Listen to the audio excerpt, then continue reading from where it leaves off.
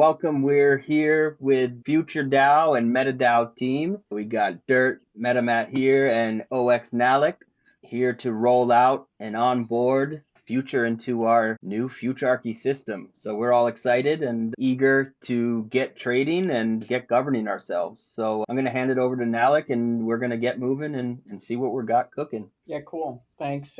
Good to join. Happy to be where we are today. It's really exciting that DAOs are now going to be able to start to use Futarchy as a service. So happy to be here. Happy to run through some of the visual components, the overall experience of it, and then we'll see how it fares this round. We're still in active development. We're going to be migrating to Mainnet as fast as we can, but for now, we think that it's in a decent spot for us to be able to showcase some of the things. We're in a FutureDAO proposal. FutureDAO has created a proposal to deploy a takeover tool. In this case, this is what the Futarchy as a service displays. So this is the markets for this proposal in particular. We're going to kick it off with an important thing that is unique to Futarchy, and that is that to trade markets that have a decision associated with them, we create what's called conditional markets. So you have two markets that get creative. One of them is a pass market, which means that if this proposal is intended or expected to pass, this is the market that needs to be traded. And then we have a fail market. And so that means that if this proposal should not be, or this decision should not be executed, this is the market that you want to be trading in.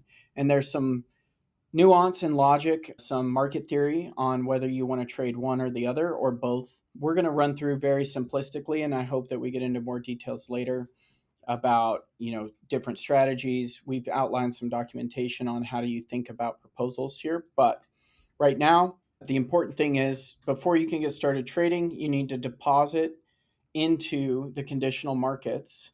So what you do is you take a future token, and I'll go ahead and click on this. So we're in the display, and we have no conditional tokens. So we're gonna go ahead and mint conditional tokens. In this case, we've got future here, and I've got a good number of future tokens. So we're gonna go ahead and mint 10,000.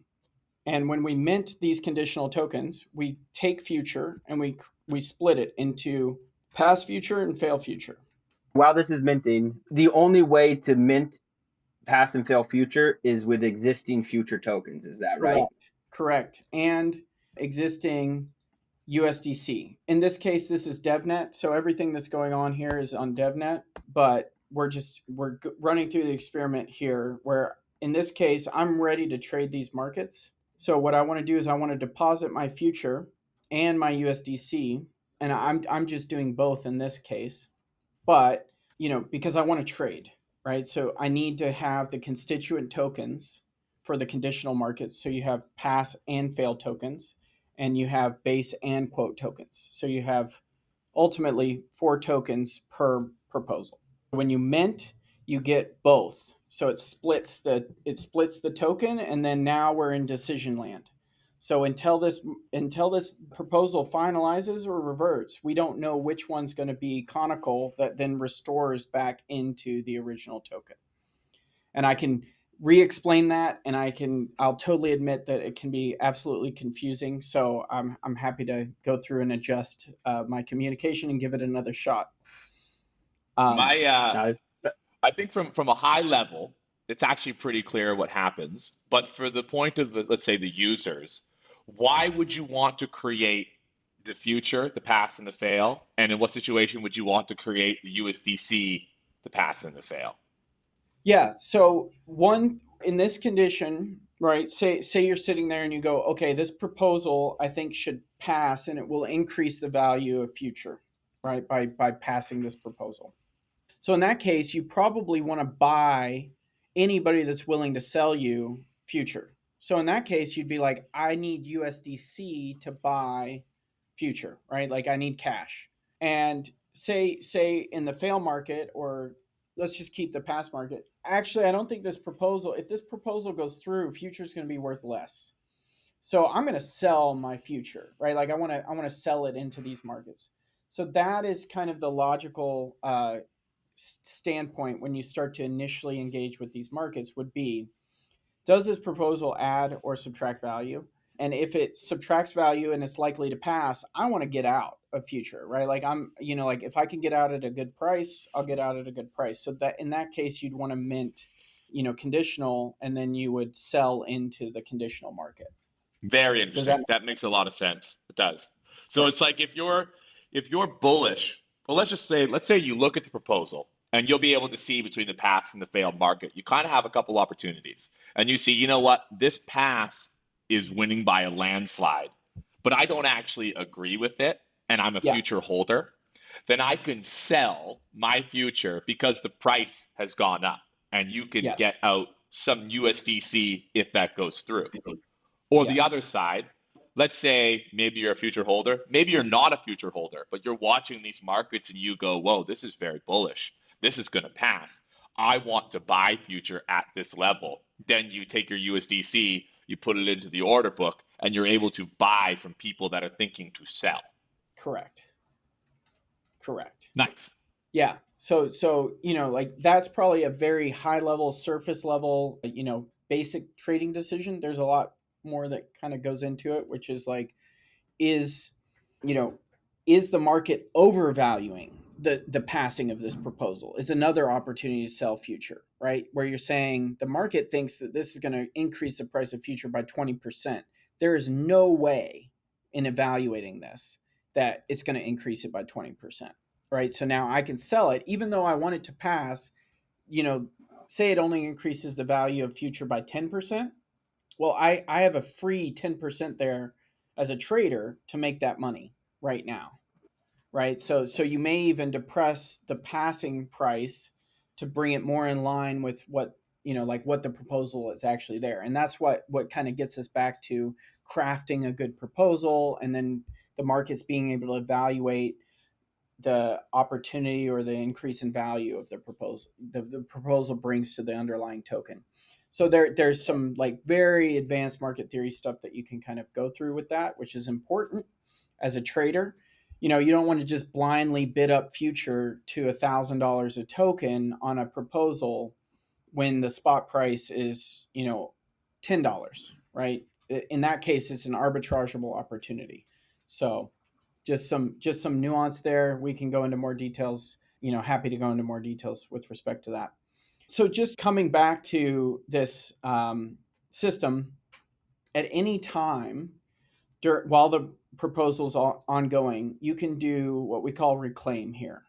And what that means is that with a pass and a fail token, these are 1-to-1 ratio what make up future, right? So if you took one fail future and one pass future and you put it back together, that's one future. So during the proposal time, while it's still being traded, you can reconstitute your pass and fail tokens, and you can reclaim a future, or you can reclaim USDC. So that's a departure from the previous version, but now you can do that. So as proposals are going, as long as you have a 1-to-1 ratio, whatever the minimum amount on whatever you're holding, and we'll go through, you'll get some different balances here. You can reclaim them while the proposal's ongoing. So that's pretty cool. So that means you can move capital around from one proposal to another, or you can take money out and facilitate an arbitrage. So it provides some really unique opportunities there. Cool. So like you said, let's say this proposal is bullish. We're really excited about it. We want to buy some future. So we have USDC here. In this case, this is pass, and this is mock USDC for the DevNet, but this is pass USDC. So I think this proposal should pass, right? And I think that the market is currently undervaluing this proposal. So I'm willing to buy, $1 worth of future, right? So this just comes back to the token amount. So this is an AMM. So you're going to get an estimated amount out. In this case, I'm going to double the amount of pass future that I hold from this, roughly double it from the $10,000 balance. We're going to have a 0.4% price impact on this. And then, like we effectively go through this just like we normally would with an AMM or a swap. So we just bought past future in this case, or we're in the process of buying it. So we see that this pops up here with respect to that. So this is your swap. We did a purchase of it. The total US dollar value is 1. And in this case, the value of the past market has increased. And And so, then for clarity's sake, for everybody listening, the mhm, only way that that order will execute is if the past market is the conditional market that actually succeeds. Nothing will be transacted. You won't receive any future until it settles. yes, so only if and only if the past market is the one that wins, do these balances matter at all to you, right? This would be canonical after this, right? So if this proposal passes, this is what you get out, the constituents that you get out. So this P future becomes future, this PM USDC becomes USDC at the end of the proposal, which is in 3 days. So, like if past market succeeds, the proposal then goes through, then this is the only balance that matters because the fail balances don't matter at all. And then, for the purpose of this, can you cancel your limit order once you put it in? So these are swaps. So this is AMM. So there's no canceling this. These are just Okay. direct swaps. I guess I'm calling it a limit order and it's an AMM. I'm getting that wrong. Yeah. The And old version, yeah, we have had a version that does have order books. We do really like order books. We would like to bring that back in, but for MVP, for security, for the capacity to evaluate a TWAP, these are important things for us to have as is. So Got you. yeah, so and like so same thing here, right? Like okay, well we just bought the past market because we think the past should succeed. Conversely, we can go into here into the fail market and we can sell some of our fail future. So if I do another, 9,000 some odd, so we can sell it, right? Like we think that this proposal, if it fails, it would decrease the value of future, right? So we can conversely come into the fail market and sell it. So that's what we just did here. So it's about $1. So we're just playing with small amounts right now. But in theory, right, if you're bullish on this proposal, these would be the two primary actions you could take. Yeah, If that makes sense. give us a little bit of an advanced breakdown. Let's say you're watching this and you're eagerly thinking, I want this proposal to pass. And you come in Yeah. here and you see that between, and also say for the purpose of this, what the difference between the two markets needs to be for a pass to occur. But let's just say that the fail market is too close to the pass market and you want to Mhm. help push the difference. How could you do that in the Yeah. fail market? Yeah. And so we get into market manipulation, which is a component of this, but it's going to cost you to manipulate the market in this case. But let's use this example at face value. So you want the proposal to pass. That means you're going to bid up the price of the pass market, which means you're going to buy, pass future with whatever capital you have. And then conversely, if you want the proposal to pass, you're going to sell into the fail market. So you're going to sell your fail future, right? So in theory, what that would do is that would drive up the price of the pass market and drive down the price of the fail market. Got you. and you Got can you. always re-up on future off spot, right? So if I Correct. really So want you to can do always both, I come in can buy. Yeah. here and then mint more, like to put money into the market, right? Oh, put So that back up. Was that a direct swap? so this is the mint of the conditional tokens. So this is what we started Hmm. with, which is, Hmm. hey, I want to put capital into this market so that I can trade it.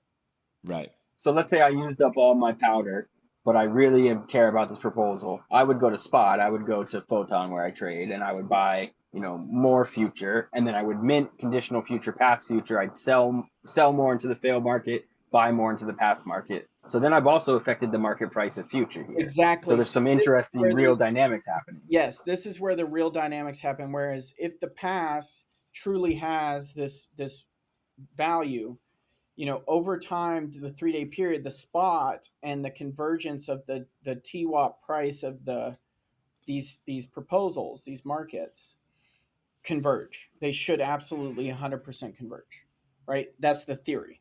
behind it. Because if you don't, then you could come in here and say, dude, somebody is, like somebody has made the AMM, so out of whack with the current spot price. Is I'm going to go buy spot, right, which drives the price of spot up, and then I'm going to come sell into this market, and then I have more USDC at the end of this proposal, and I have taken a 3% arbitrage, right? That's the thesis that goes on with this stuff. That makes sense. Okay, I got a good question for you, and Yep. it's around, let's say I think this should fail. The idea in my brain is not working, where I would use USDC to buy increasing the price, even though I Yes. think it should fail. Something in my Yeah. mind is just not working there. Yeah. So there's two caveats here. One is you sell the pass, right? So you can drive down the price of the pass, which is just singular direction for it.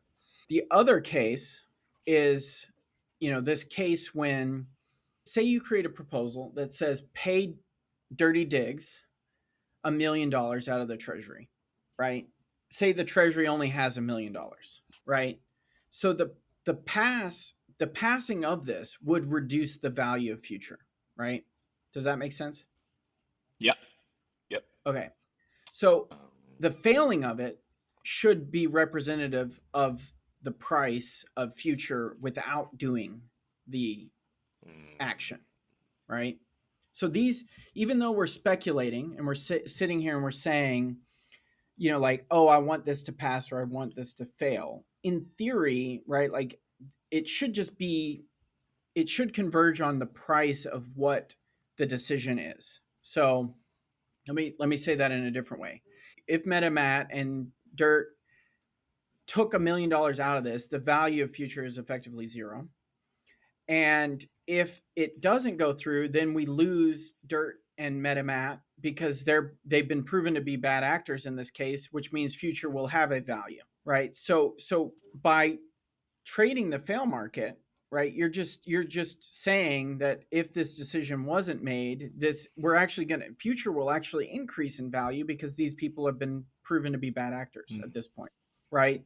So you can look at it, not necessarily net negative, right? Because proposals arguably should fail if they're A, bad proposals, or B, bad actors, or different scenarios here where you could say, actually, I don't need to trade the pass except for to say if this passes, the value of the pass market is effectively zero. But the fail market still has a value that I should be able to trade on it for, right? Because the value of the fail market should converge to the value of the spot price at the end of it, right? Because that is what's going to be canonical, right? I am going to get 158 future out of this and 1,000 USDC out of this. Does that make sense? It does. That's good clarity. In the sense that, like, the pass market, any of these values don't matter anymore. So now I should be trading the fail because it's likely to fail. So like anything that I'm trading in here and I'm making P&L and I'm making profit and loss because MetaMAT and DIRT are actually trading in this market to try to make sure that the fail doesn't succeed, right? So they're selling me future at really cheap prices, right? Because they're trying to drive down the price of fail, right? This comes back to the cost of trying to manipulate the market. So I'll buy as much cheap future as they're willing to sell me.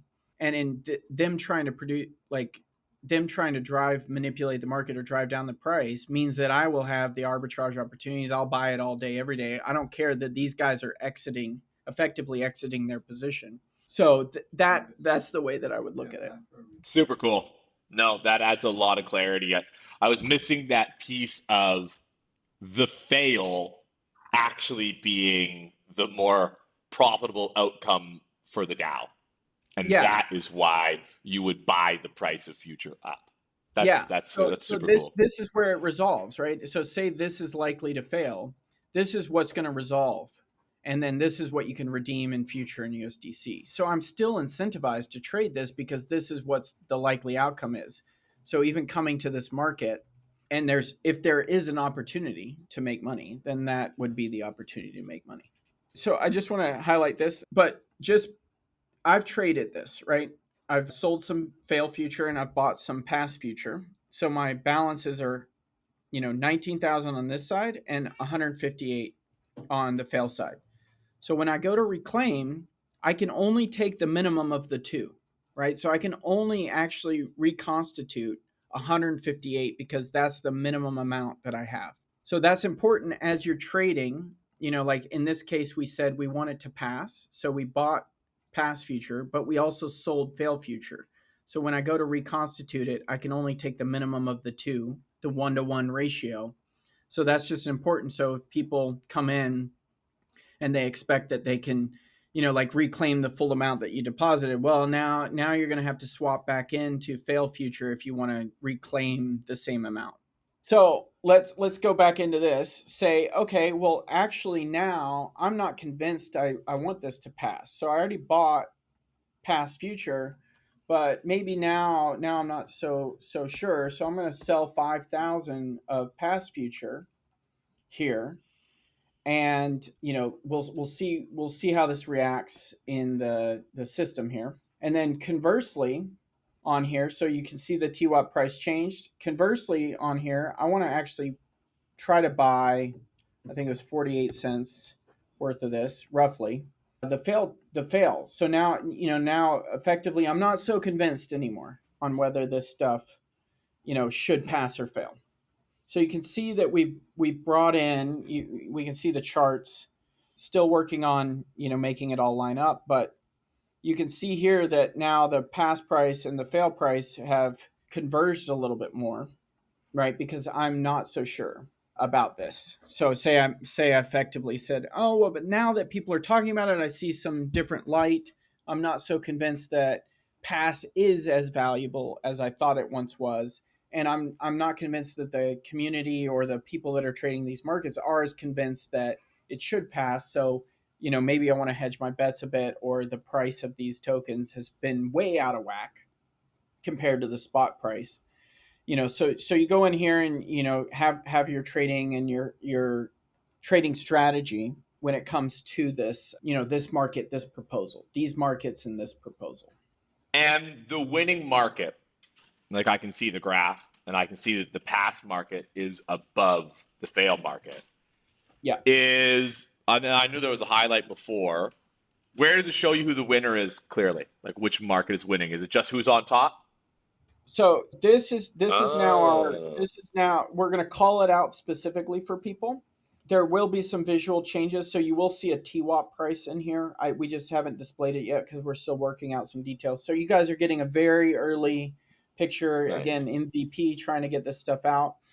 But yeah, so the details are established by the DAO on what the passing threshold is. In this case, for this demo, we set you up with 3% above. The TWAP of the pass price needs to be 3% above the TWAP of the fail price, right? So, and you can see here the fail price TWAP right here, 4572, is higher than the pass price, right? Even though this AMM has been, bought up, and just to put a big caveat here, you expect that these will be traded markets. I'm the only one trading these markets right now, so like the expectation for how this stuff responds.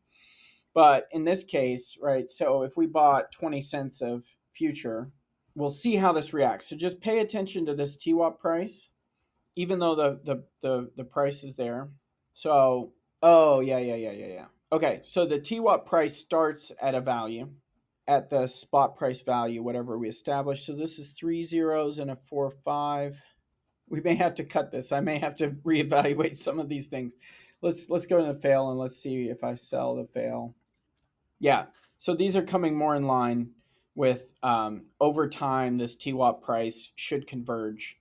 But because the TWAP price of the fail market is higher than the TWAP price of the pass market, it's within some percentage right now, a small percentage.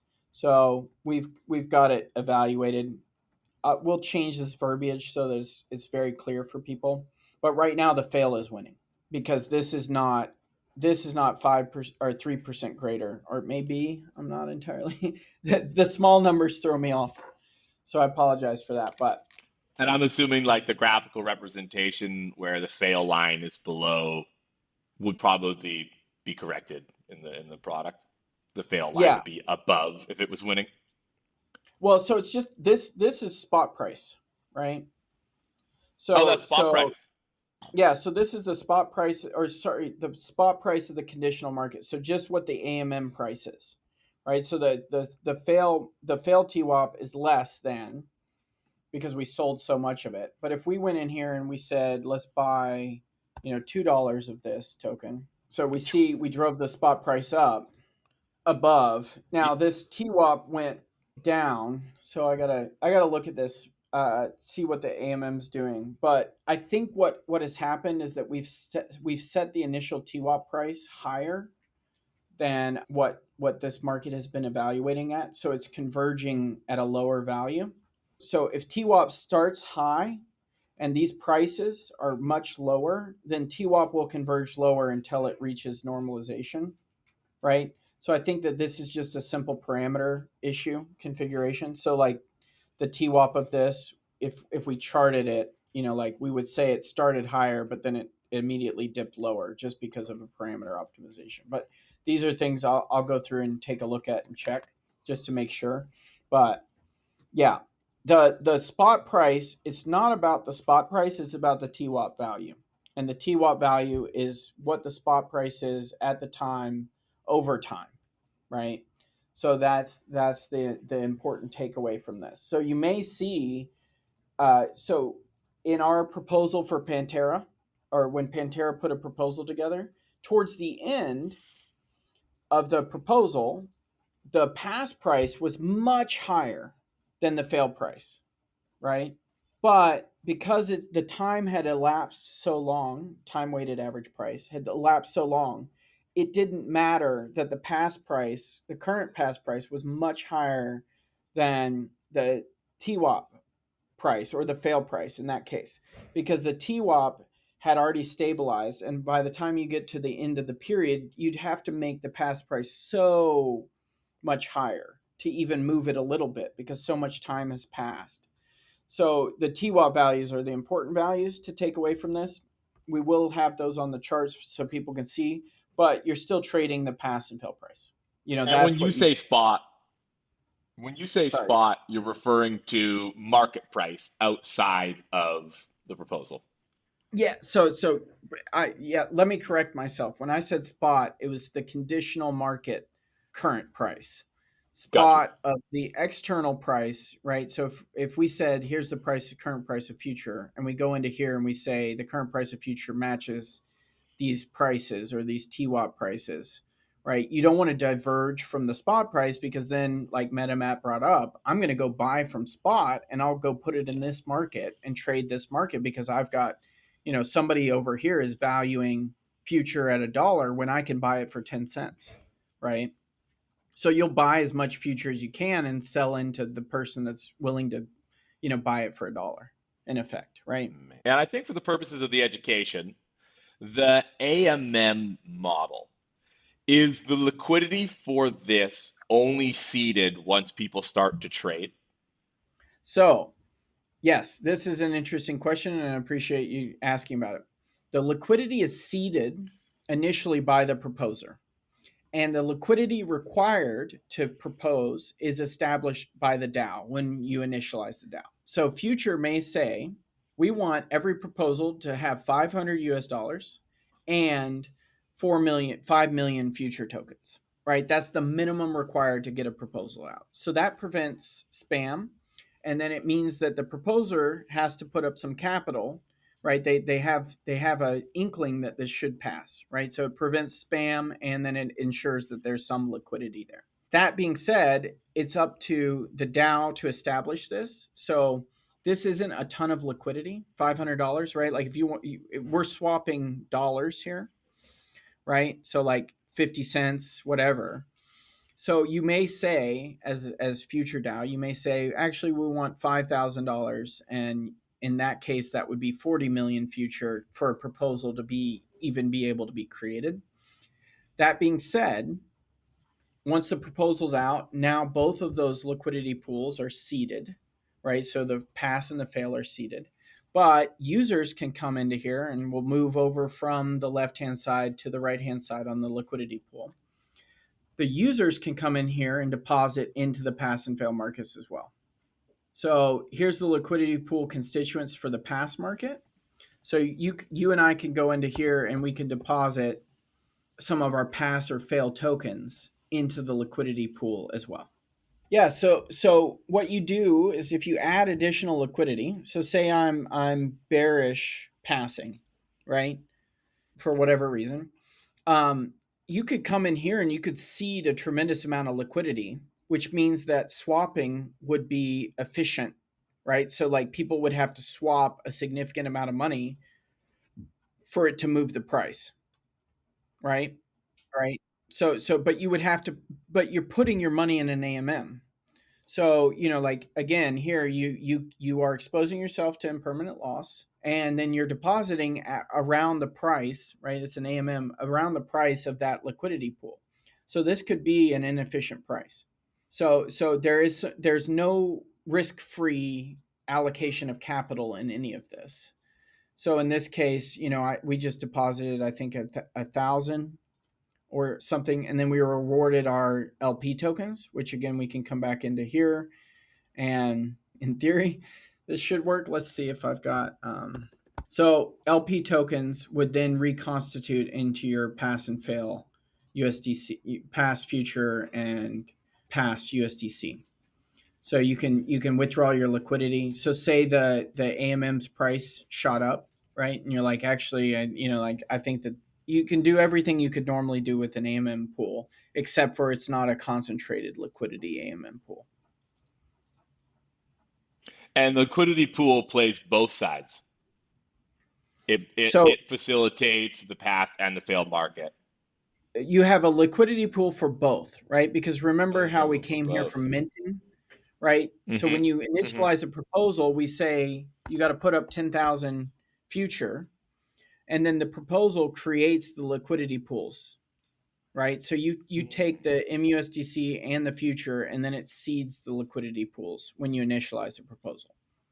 So you have both pass and fail liquidity pools. The toggle hits both. Gotcha.